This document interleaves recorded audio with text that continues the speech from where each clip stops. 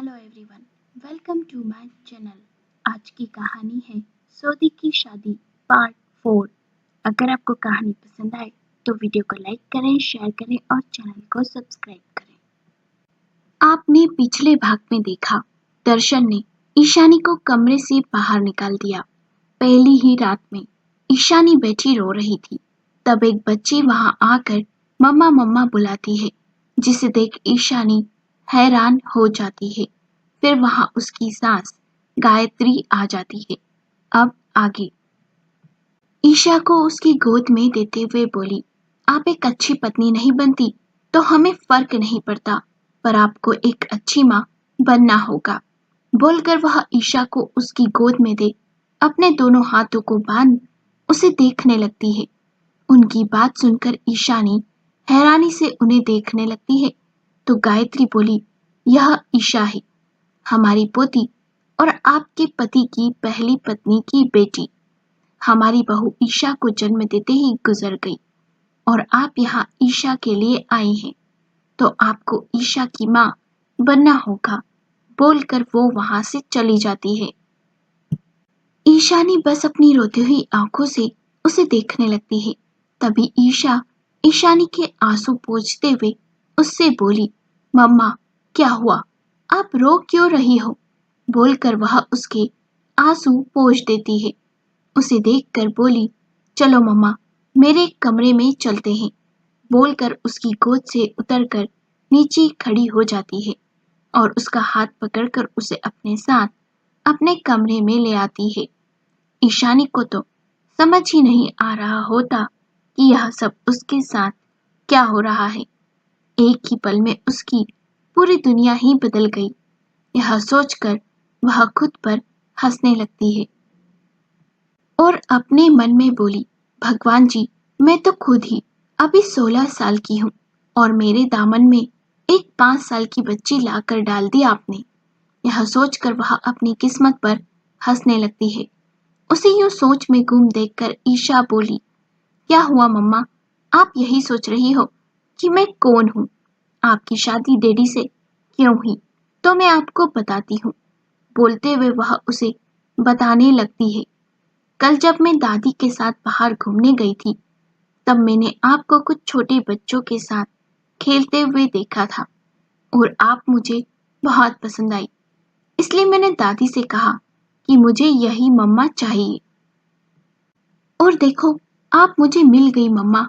अब हम दोनों हमेशा साथ रहेंगे। आप मुझे छोड़कर कहीं मत जाना। बोलकर वह उसे प्यार से देखने लगती है। उसे देखकर बोली, मम्मा, मुझे यहाँ दादी के अलावा कोई प्यार नहीं करता। दादी कहती है कि मेरी असली माँ मुझे जन्म देते ही भगवान जी के पास चली गई, इसलिए डैडी मुझे प्यार नहीं करते। और आपको पता है मुझे कितना बुरा लगता है जब डैडी मुझे प्यार नहीं करते। बोलकर वह उदास हो जाती है। फिर बोली, मैं बहुत अकेला महसूस करती हूँ मम्मा, इसलिए मैंने आपको यहाँ बुलाया है ताकि आप हमेशा मेरे साथ रहें। जब आप यहाँ आ गए तो अब मैं बिल्कुल भी अकेला महसूस नहीं करूंगी। बोलकर वह उसके पैरों से लिपट जाती है। उसकी बात सुनकर ईशानी को समझ आता है कि वह क्या बोले और क्या नहीं। उसके खुद के ही माँ बाप उसे 3 साल की उम्र में दुनिया छोड़ गए थे और उनके जाने के बाद उसकी जिंदगी किसी नर्क से कम नहीं थी। माँ बाप का प्यार क्या होता है, उसकी तड़प क्या होती है, यह चीज मुझसे अच्छी तरह कोई नहीं समझ सकता। यही सब सोचकर वह छोटी सी ईशा को देखती है जो उसके पैरों से लिपटी होती है, उसे अपनी माँ समझ रही होती है। बस यही सोचकर ईशानी तय करती है कि वह ईशा को उसकी माँ की तरह प्यार करेगी।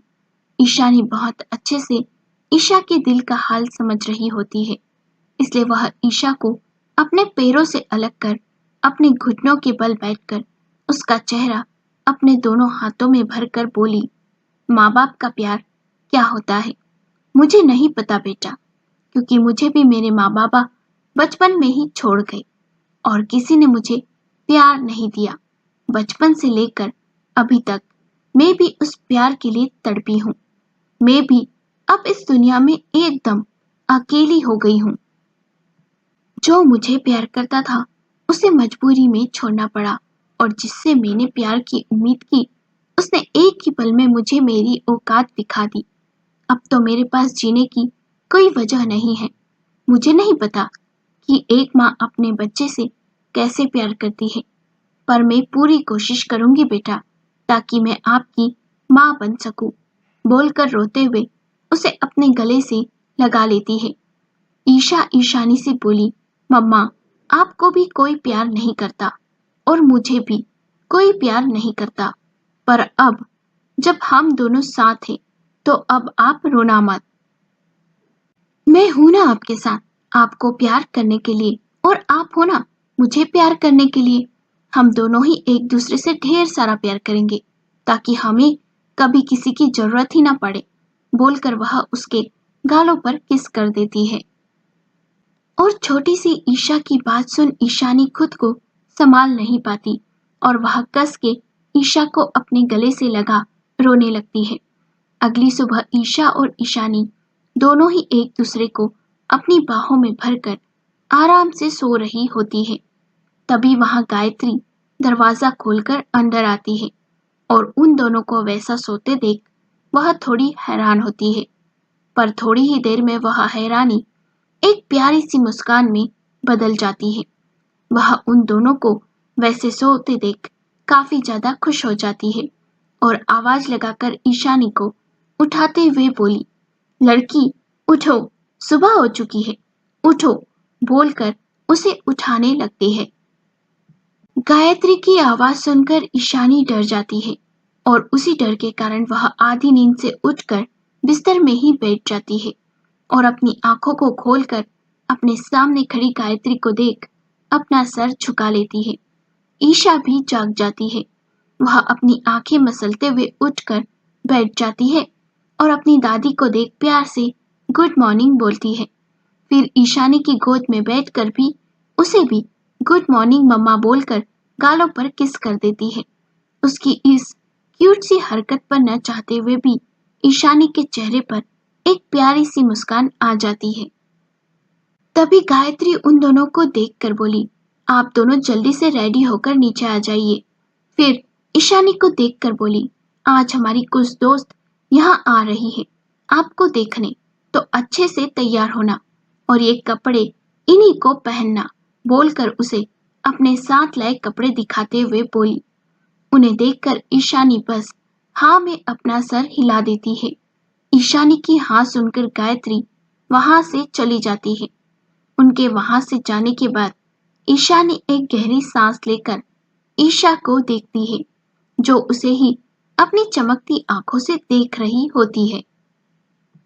उसे देखकर न चाहते हुए भी उसके चेहरे पर एक प्यारी सी मुस्कान आ जाती है और वह ईशा को देखकर बोली, क्या हम दोनों फ्रेश होकर तैयार हो जाएं?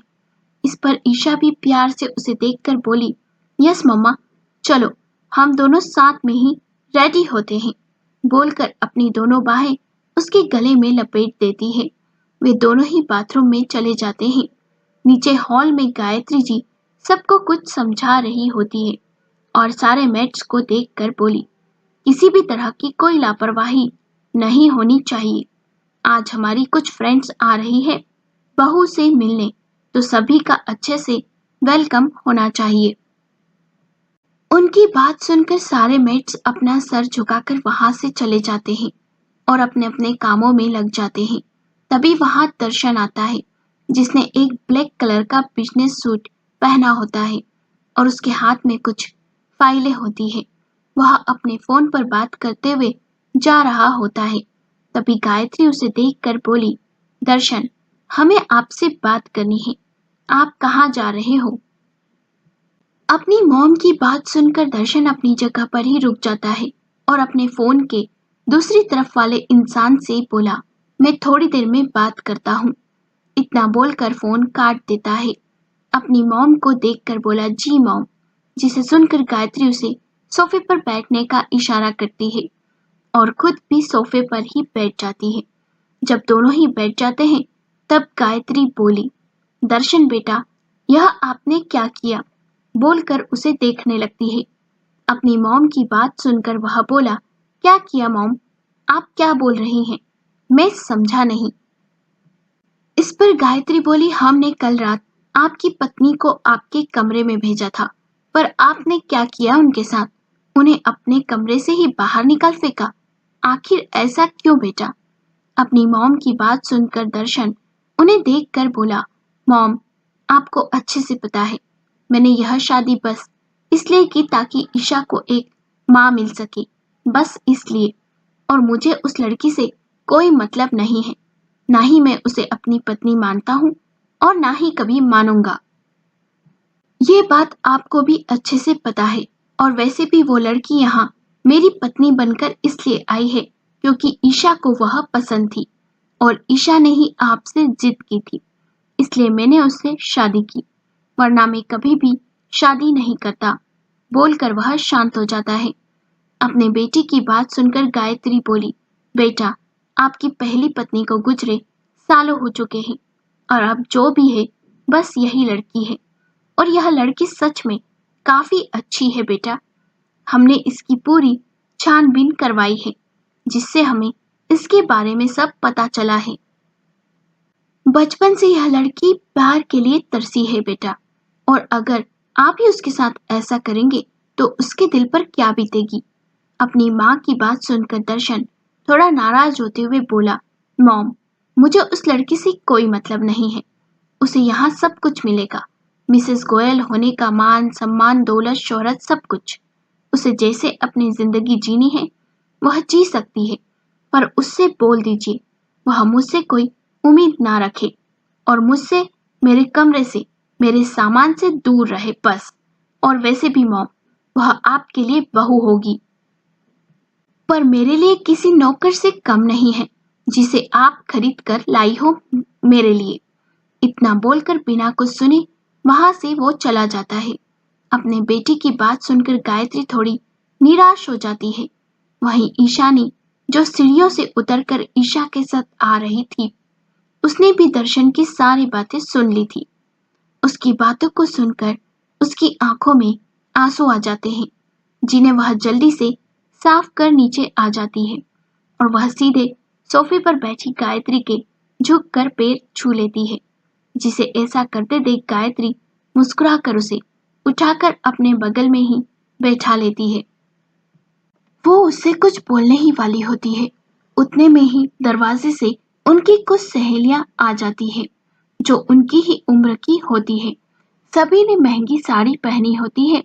उन सब के चेहरे को देख साफ पता चल रहा था कि वे सभी कितनी घमंडी और अमीर भी हैं। उन सबको देखकर गायत्री मुस्कुरा देती है और कहती है, आ गई आप सब। इस पर एक औरत बोली, अब जब तुमने हमें बुलाया तो हमें तो आना ही था ना। बोलकर वो उनके ही बगल में बैठी ईशानी को देखने लगती है। तभी गायत्री उन सभी को वहां पर रखे काउच पर बैठने का इशारा करती है, जिसे देखकर वे सभी वहां बैठ जाती है। तभी कुछ नौकर वहां जूस, स्नैक्स और खाने पीने का सामान रखकर चले जाते हैं। गायत्री ईशानी को देखकर बोली, ईशानी, इनसे मिलो, ये सब हमारी कॉलेज की दोस्त हैं। बोलकर उन सबसे उसे मिलवाती है। यह देखकर ईशानी दोनों हाथ जोड़कर सभी को नमस्ते करती है। यह देखकर एक औरत बोली, मिसेस गोयल, मुझे तो लगा था कि तुम अपनी बहू को हमारे सामने घूंघट में बैठाओगी, पर तुमने तो बिना घूंघट के ही अपनी बहू की मुंह दिखाई कर दी। बोलकर हंसने लगती है। वहीं उसकी बात सुनकर गायत्री भी मुस्कुराकर बोली, वो क्या है ना मिसेस कपूर, घूंघट में मुंह दिखाई करना पुराना फैशन हो गया है, और आप तो जानती हैं हमारे पुरानी चीजें बिल्कुल भी पसंद नहीं, ना पुरानी रस्में, ना ही पुराना सामान। बोलकर मुस्कुराने लगती है। उनकी बात सुनकर वह औरत शांत हो जाती है। तभी गायत्री सबको ईशानी से मिलवाते हुए बोली, इनसे मिलिए, ये है हमारी बहू ईशानी गोयल। बोलकर मुस्कुरा देती है। ईशानी को देखकर सारी औरतें थोड़ी हैरान होती है, क्योंकि ईशानी दिख ही इतनी सुंदर रही थी कि उन सब की नजरें उससे हट नहीं रही होती है। तभी एक औरत ईशानी के पास आकर उसे एक बड़ा सा गिफ्ट बॉक्स देते हुए बोली, मानना पड़ेगा गायत्री, तुमने बहू तो बहुत सुंदर लाई हो। बोलकर ईशानी को अच्छे से देखने लगती है। ईशानी तो बस अपनी नजरें झुकाए वहां बैठी होती है और एक एक कर सभी औरतें वहां आकर उसे गिफ्ट देती है और उसकी तारीफ भी करती है। तभी एक औरत ईशानी को देखते हुए हंसकर बोली, यार गायत्री, तुम्हारी बहू को देखकर लगता है जैसे वो खुद ही एक छोटी बच्ची है, और जब ये खुद ही बच्ची है तो भला ये तुम्हारी पोती को संभाल पाएगी, और तुम्हारे बेटे के सामने तो सच में बहुत ही छोटी लग रही है। बोलकर हंसने लगती है।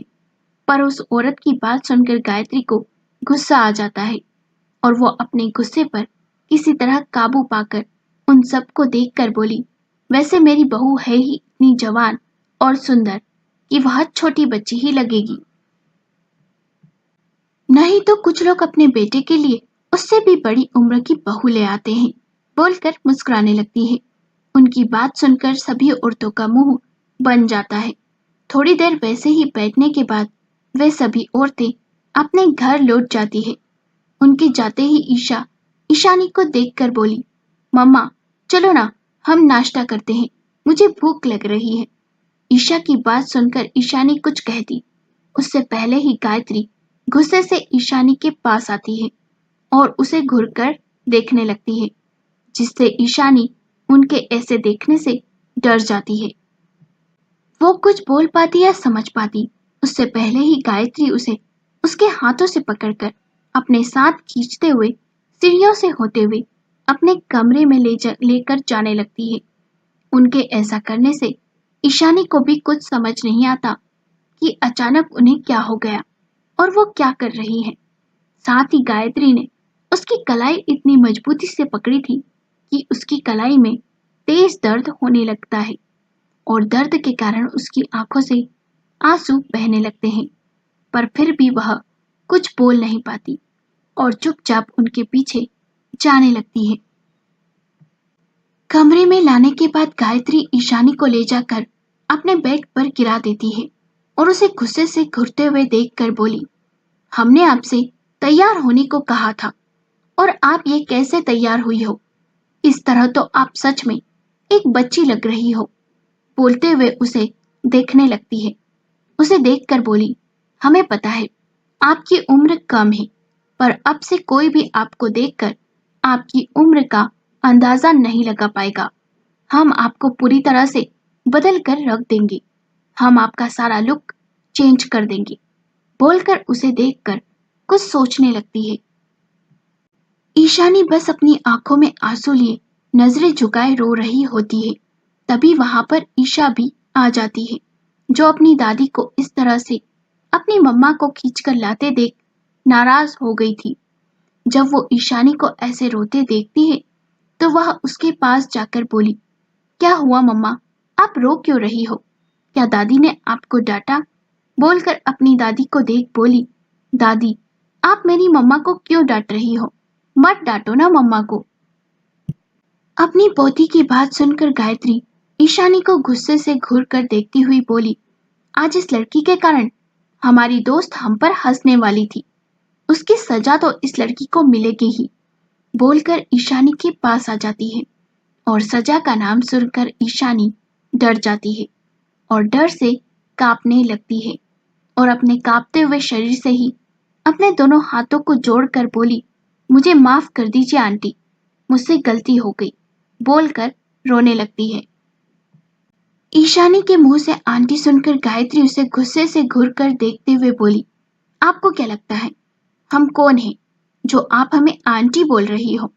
फिर वह अपनी आवाज में थोड़ी नरमी लाकर ईशानी के पास बैठकर बोली, हमारा बेटा आपको भले ही अपनी पत्नी ना माने, पर हम आपको अपनी बहू मानते हैं, तो आप हमें माँ कहिए।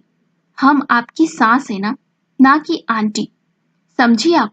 जिसे सुनकर ईशानी बस अपनी रोती हुई आंखों से उसे देखकर हाँ में सर हिला देती है, जिसे देखकर गायत्री दोबारा कड़क आवाज में बोली, हमने आपको रोने की इजाजत नहीं दी है। आप अपने ये आंसू पोंछ लीजिए। इतना बोलकर वह उसका हाथ पकड़कर उसे बेड से उठाकर ड्रेसिंग टेबल के सामने लगी चेयर पर बिठा देती है और उसे एक नजर देखकर खुद ही उसे तैयार करने लगती है। थोड़ी ही देर बाद जब गायत्री उसे देखती है तो वह मुस्कुरा देती है और ईशानी खुद को देखकर हैरान होती है। जब ईशानी खुद को आईने में देखती है तो वह खुद ही को देखकर हैरान हो जाती है। गायत्री ने उसका रूप पूरी तरह से बदलकर रख दिया था। ईशानी की मांग में ढेर सारा सिंदूर, गले में 2-3 मोतियों की माला, माथे पर एक बड़ी सी मोटी बिंदी, होठों पर सुर्ख लाल लिपस्टिक, आंखों में गोल्डन फ्रेम का मोटा सा चश्मा, हाथों में सोने के कंगन, बालों का जूड़ा और कुल मिलाकर ईशानी को पूरी तरह से बदल दिया गया था। और अब वह कोई 16 साल की लड़की नहीं बल्कि 22-23 साल की कोई औरत लग रही होती है। उसे इसे देखकर गायत्री बोली, अब से आप रोज इसी तरह तैयार होंगी, समझी आप? बोलकर उसे अपने दोनों हाथों को बांधकर देखने लगती है। ईशानी भी डर के कारण हाँ में अपना सर हिला देती है, पर ईशा अपनी मम्मा को ऐसे देखकर बोली, दादी ये क्या किया आपने? मेरी मम्मा पहले कितनी ज्यादा ब्यूटीफुल लग रही थी और अब देखो तो मेरी मम्मा किसी आंटी की तरह दिख रही है। बोलकर अपनी मम्मा को ही देखने लगती है तो दादी बोली, नहीं ईशा, अब से आपकी मम्मा ऐसे ही रेडी होगी क्योंकि हम नहीं चाहते कि हमारी बहू को कोई भी छोटी बच्ची बोले। बोलकर ईशा को ही देख रही होती है। ईशा अपनी दादी से कुछ भी नहीं बोलती है, वह बस ईशानी को देखने लगती है जिसकी आंखों में हल्की सी नमी होती है, जिसे देखकर ईशा को बिल्कुल भी अच्छा नहीं लगता है। वहीं जब गायत्री ईशानी की आंखों में नमी देखती है तो वह अपनी सख्त आवाज में बोली, ईशानी, हमने आपको रोने की इजाजत नहीं दी है तो आप अपने इन आंसुओं को पोंछ लीजिए। आप हमारी बहू है, आपको हमारे हिसाब से रहना होगा। अब से आपकी जिंदगी पर, आप पर और आपकी सांसों पर, सब पर हमारा अधिकार है।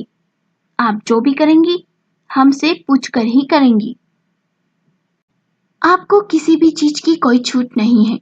आपको क्या पहनना है, कैसे रहना है, क्या खाना है, सब कुछ हम डिसाइड करेंगे, समझी तुम? बोलकर उसका चेहरा पकड़कर अपनी तरफ कर उसे देखने लगती है और उनकी सारी बातों को सुनकर ईशानी काफी ज्यादा डर जाती है और उसी डर के कारण वह बस अपनी नजरें झुकाकर हाँ में सर हिला देती है। जिसे ऐसे देखकर वह बोली, अब आप दोनों चलिए हमारे साथ नाश्ता करने। बोलकर वहां से निकल जाती है तो उनके जाते ही ईशानी की आंखों में आंसू बहने लगते हैं। जल्दी से वह उन्हें पोंछ लेती है और ईशा को देखकर बोली, चलिए बेटा। तो ईशानी की गोद में जाकर उसके आंसू पोंछकर ईशा बोली, मम्मा आप परेशान मत होना, मैं हूं ना आपके साथ, मैं आपको छोड़कर कहीं नहीं जाऊंगी, ठीक है मम्मा?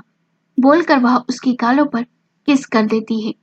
उस नन्ही सी बच्ची की बात सुनकर ईशानी न चाहते हुए भी मुस्कुरा देती है।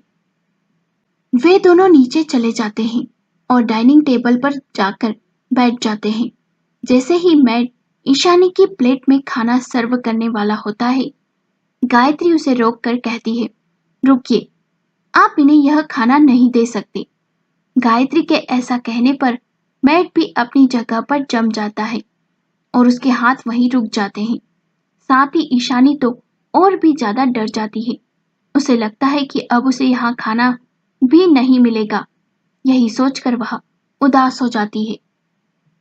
तभी गायत्री बोलती है, हमने आपसे जो खाना बनाने को कहा था, आज से वही खाना ईशानी खाएगी, जिससे इनकी सेहत बने और यह थोड़ी मोटी हो सके। गायत्री की बात पर ईशानी थोड़ी हिम्मत कर कहती है, पर मुझे मोटा नहीं होना है। उसने इतना कहा ही था कि गायत्री उसे घूरते हुए बोली, चुप करो, यह हम डिसाइड करेंगे कि तुम्हें मोटा होना है या नहीं। वैसे भी तुम अभी किसी सूखे कांटे की तरह लग रही हो जो जरा सी हवा में उड़ जाए। इसीलिए हमारे बेटे ने तुम्हें ठीक से देखना भी पसंद नहीं किया। अगर तुम्हारी हेल्थ ठीक हो जाएगी तो शायद तुम उसे पसंद आओ, बोलकर वह अपनी प्लेट में रखा नाश्ता करने लगती है। ईशानी अपनी प्लेट में देखती है जिसमें बहुत ही ज्यादा ऑयली खाना रखा हुआ होता है।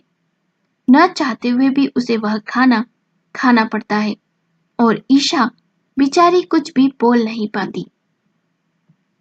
क्या ये सब करने से ईशानी जीत पाएगी दर्शन का दिल?